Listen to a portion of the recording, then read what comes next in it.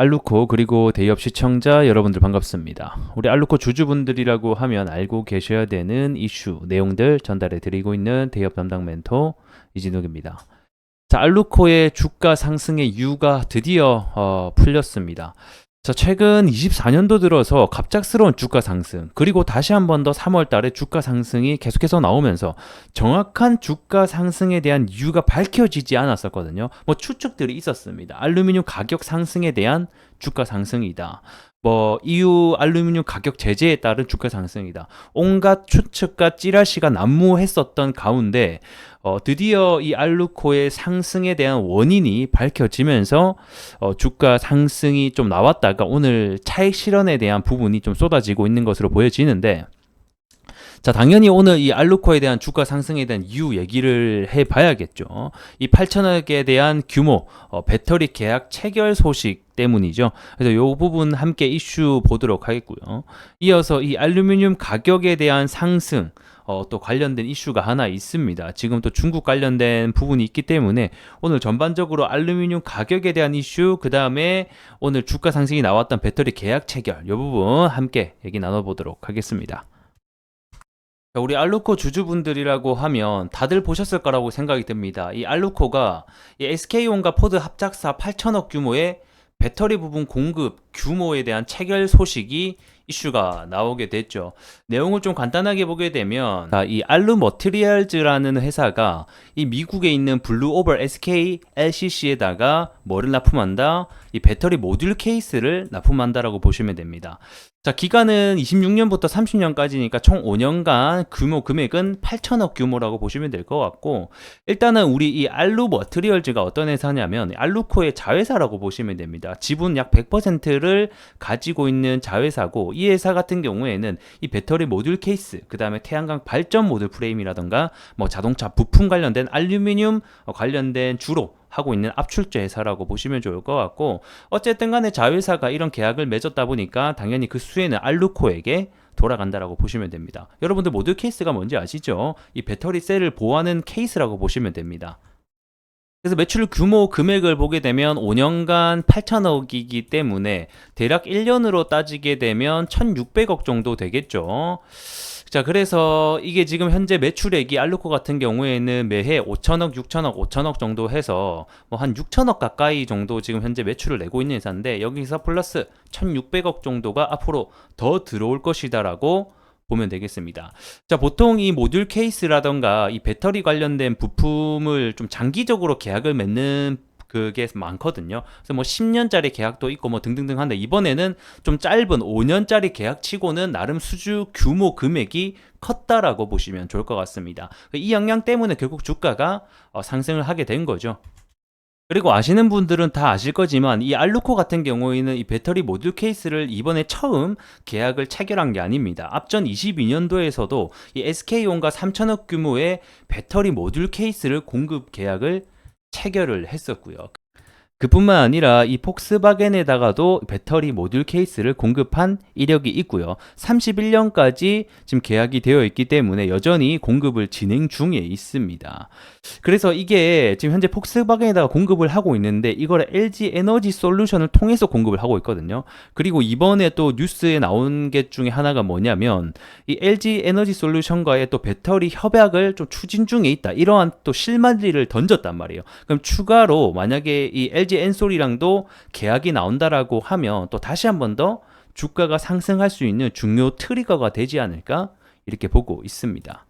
자, 그리고 오늘 또 하나의 뉴스가 더 있습니다. 이 지금 현재 중국 가뭄이 굉장히 좀 심각하다라고 하는데, 이 때문에 곡물이랑 알루미늄 생산까지 영향을 미치고 있다라는 소식이 들려오고 있습니다. 자, 내용을 보게 되면 이 중국의 주요 수력 발전 생산지 중에 하나인 이 스촨성과 위난성에 계속되는 가뭄으로 인해서 이 전력 생산에 영향을 미치고 있다라는 소식인데요. 그럼 여기서 우리가 좀 생각을 해볼 수가 있는 게, 이 소식이랑 알루미늄이랑 무슨 상관이지라는 좀 생각이 들 것 같은데, 제가 연관성을 제가 하나 설명드릴게요.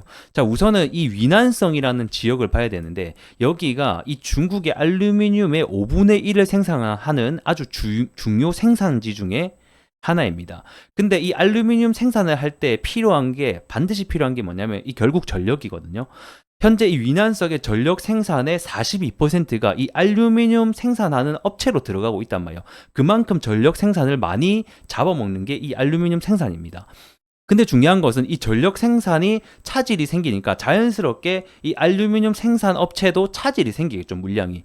그렇게 되면 아무래도 수요 공급 법칙에 의해서 가격이 상승을 하게 되겠고, 이 알루미늄 가격 상승은 곧 알루미늄 관련주인 알루코에게도 영향을 미칠 수가 있게 되는 겁니다. 자, 왜 영향을 미치게 되는지를 조금 더 구체적으로 파보게 되면, 자, 알루미늄 가격이 상승을 하게 되잖아요. 그러면 이 기본적으로 알루미늄 제품을 만드는 회사들은 원재료로 갖고 올 때 가격이 더 비싸질 거 아니에요.